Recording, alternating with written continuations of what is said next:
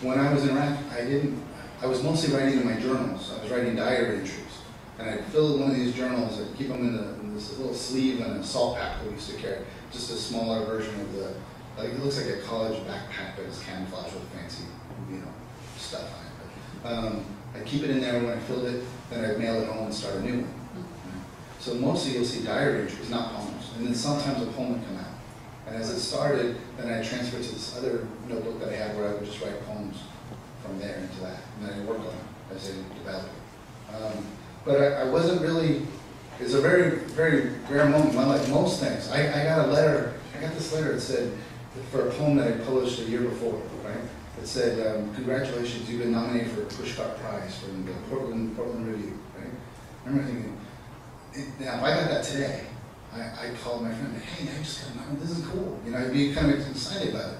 But when I was there, it's hard, I'm not an actor, so it's hard for me, it didn't make sense. It was like, what does that have to do with anything? You know what I mean? The relevance seemed that, and it seemed like a hermetic seal on the borders of Iraq. So it kind of felt like all that, I wasn't thinking in those terms, but I'd come back, and I might have 20 minutes, or I might have 3 hours, and I was just trying to remember what happened today. And I was just trying to write it down. So I think it was one of the rare times in my life where it wasn't me so much imposing on the subject as me. I wish I could do this more, but it was me listening more to the subject. Yeah. And I was trying to capture as much as I could on the page. That's not to say that there wasn't stuff underneath. The title poem of Here Bullet starts on Here Bullet. Well, if a body is what you want, then here is bone and gristle and flesh. Here is the clavicle snapped wish, the aorta's open valves, the leap thought makes at the synaptic gap. Here is the adrenaline rush you crave, that inexorable flight, that insane puncture into heat and blood. And I dare you to finish what you started, because here, bullet, here is where I complete the word you bring hissing through the air. Here is where I moan the barrel's cold esophagus, triggering my tongue's explosives for the rifling I have inside of me. Each twist of the round spun deeper. Because here, bullet, here is where the world ends, every time. Right? So I wrote that there, I was listening to Queens of the Stone Age. It's rock music, I was to block out the noise and stuff going on outside, and I wrote it in about 12 to 15 minutes. The fastest poem I've ever written, pretty much.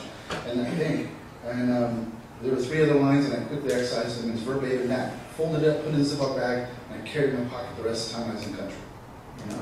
So, different subject, we can talk later. But, so I say that, fastest poem ever written, blah, blah, blah, just flowed, right? But that's just BS, though. I mean, I realized this about 3 or 4 months ago. I realized where I got that music, because I've been carrying that music with me for like 20 years. When I was a machinist in Fresno, and I was going to school, I came across this poem, They Feed They Lion. The teacher said, sure. I didn't know his work, I didn't know his stuff, I knew the big poet guy, whatever, famous and stuff, right? But I didn't know his work, I didn't know he had all these prizes and stuff and all these books, I just read this poem.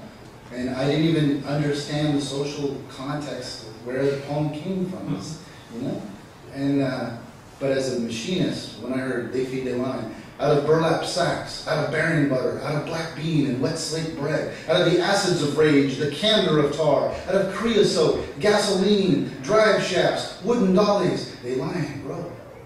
But that, out of burlap sacks, out of bearing butter, if a body is what you want, then here's bone and gristle and flesh. You see what I mean?